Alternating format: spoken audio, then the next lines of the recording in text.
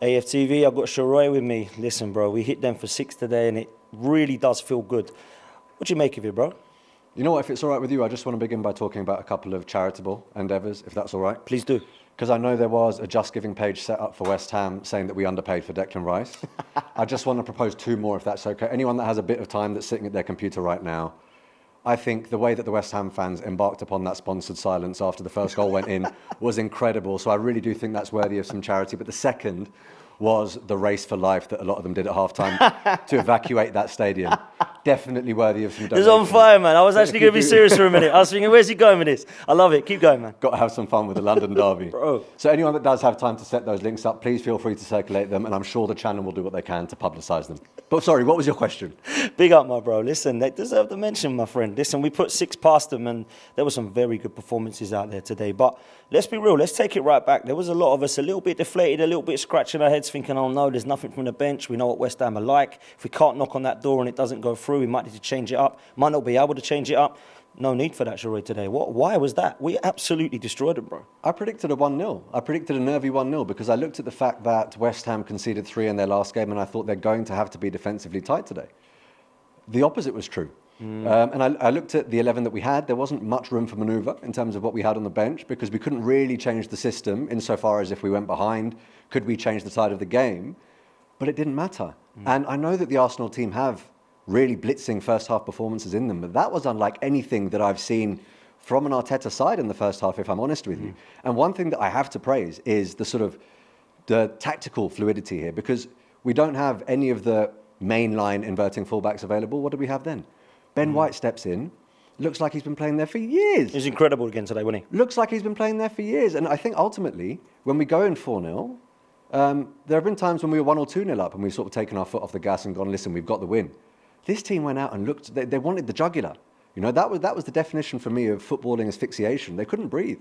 They couldn't breathe. They had no shots in our box. I think the first time they had any luck was when we brought on, a GCSE student ultimately. That was absolute domination. And I think we have to give praise to Arteta, but we also have to give praise to the mentality of the players. Now, a lot of people on their fan cams are going to wax lyrical about Bukayo Saka, rightly so.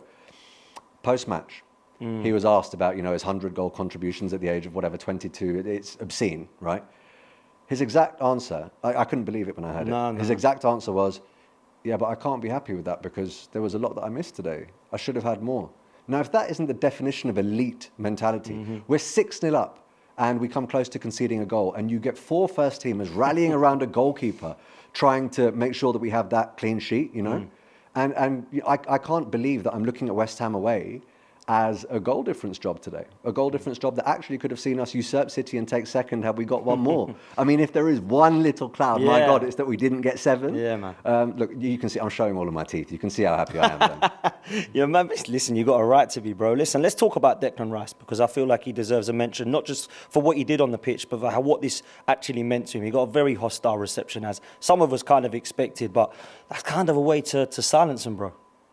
I mean, not just silence them. I mean, that really did lead to an evacuation of the stadium, ultimately. And I think it was actually, not to sound condescending or judgmental, but I think the fans that remained till the end were also, as you said on air, the fans that were applauding him.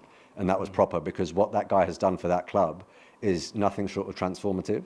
And he goes down in their history. So I don't think he deserves the abusive level of the taunting, but I do understand that there is a competitive element and they do enough to sort of gain that competitive edge. And we were talking about maybe Jorginho should have started today next to him to shield him from that, because we have seen that probably his 2 worst performances in an Arsenal shirt have come against West Ham out of the window today. He was absolutely imperious and nothing is the cherry on the cake quite like that goal, right?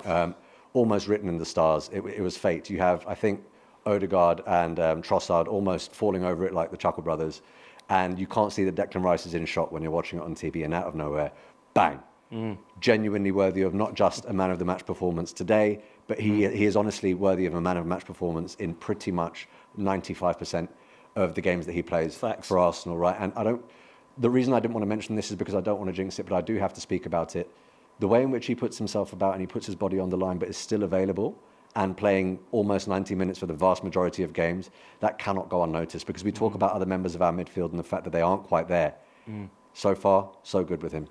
Listen, he's been unbelievable, and I think everybody scoffed and laughed at the 105 million from the neutral perspective and thought, wow, West Ham really have done Arsenal over there. But I think sometimes you look at performances and you look at the kind of price, and it's kind of justifiable for that. And I think that when you look at the performances of Declan Rice consistently, the fact that he is never injured, the fact that he's putting in top level performances, I think it's worth every single penny. And some people are like laughing and putting memes out going, oh, they know a £200 million more and here's another few £1 million. I think that is the biggest compliment, that nobody is talking about his price tag this season. Nobody can talk about his price tag because, look, there's a lot of people that will say no player is worth 100 mil. I understand that, but the reality is you have to pay that much to get players in this market. And if you are going to spend or part with that much money to bring in a player, it has to be a transformative signing that gets you tangibly closer to winning trophies, tangibly closer to competing with the elite. And Declan Rice has done that. I think Declan Rice look, we've taken 4 points off Liverpool this season. I think Declan Rice played a huge part in those games. And we've beaten City at the Emirates too.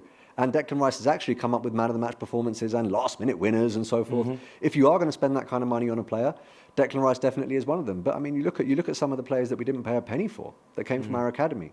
They're probably worth the same, if not more. Yeah, you're absolutely right, man. Listen, lastly, does he send out any form of message in the last couple of days? Last couple of games, because there are a few people that have written Arsenal off already.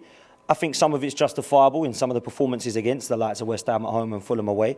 But this does definitely sound out a reaction message. But where are you at with that?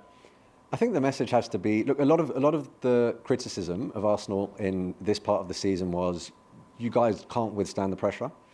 When these other teams ramp it up and their performance levels start rising and you get injuries, you're not quite going to be there. Well, we have got a lot of injuries. I think we counted 7 first-teamers today. And we almost have the same amount of goals scored today as we had injuries in terms of the first team, right? So that puts that to bed. And we did just beat Liverpool at home. So what this does say today is, even when things aren't going our way in terms of not having our first team available, we have enough not just to win, we have enough to absolutely dominate our opponents. So in terms of the message, look, Liverpool are top of the league. City do look imperious. But all I can ask for from my team is that we show these teams and these fan bases that we aren't going anywhere. And when you put 6 past Premier League opposition in their own backyard, I think it says we ain't going nowhere anytime soon. And what this does, it excites me for Europe, man. Let's go. Big up, Sheroy.